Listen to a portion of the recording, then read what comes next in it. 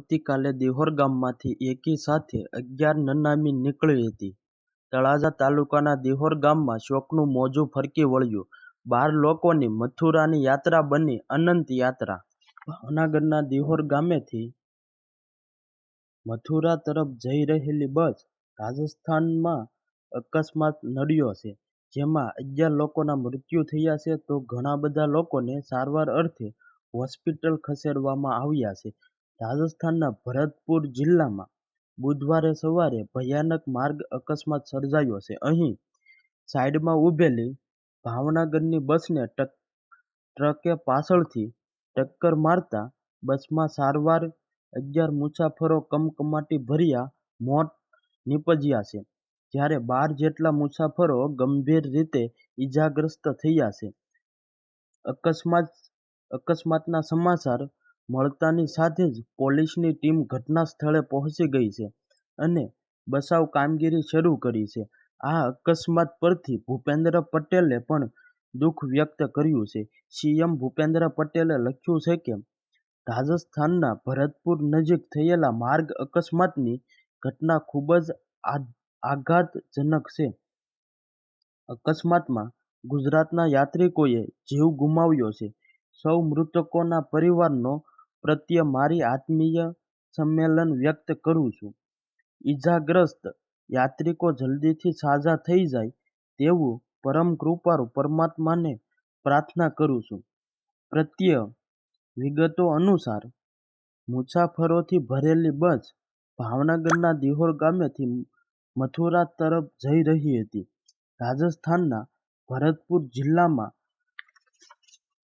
જયપુર-આગ્રા highway પર આવેલા હંતારાપુર બસ ખરાબ થઈ ગઈ હતી, જેથી બસના ડ્રાઈવરે બસને સાઈડમાં ઊભી રાખી હતી અને બસનું રિપેરિંગ કામ શરૂ હતું.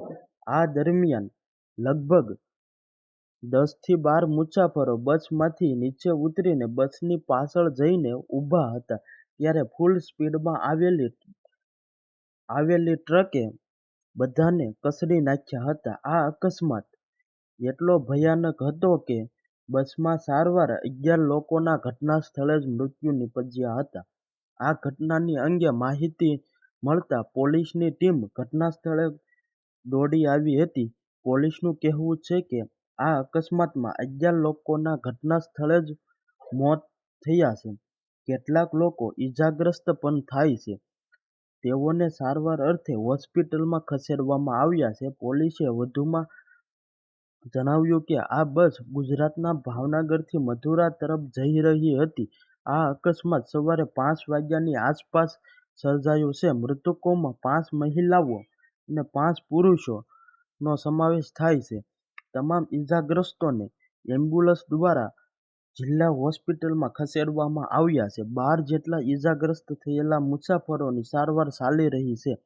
મૃતકોના નામની યાદી આ પ્રમાણે છે: અંતુભાઈ લાલજીભાઈ ગયાણી, નંદલાલભાઈ મધુરભાઈ ગયાણી, લલ્લુભાઈ દયાભાઈ ગયાણી, ભરતભાઈ ભીખાભાઈ ગયાણી, લાલજીભાઈ મંજીભાઈ, અંબાબેન ઝીણાભાઈ, કંકુબેન પોપટભાઈ, રામુબેન ઉદાભાઈ, મધુબેન અરવિંદભાઈ ડાંગી, અંજુબેન ધાપાભાઈ, મધુબેન લાલજીભાઈ ચુડાસમા. આ 12 મૃતકોના નામની યાદી છે અને કેટલાક વિડીયો સોશિયલ મીડિયામાં વાયરલ થઈ રહ્યા છે. તો ચાલો આપણે એ વિડીયો જોઈએ. આવી જ માહિતી મેળવવા માટે અમારી ચેનલને લાઇક, શેર અને સબસ્ક્રાઈબ કરો.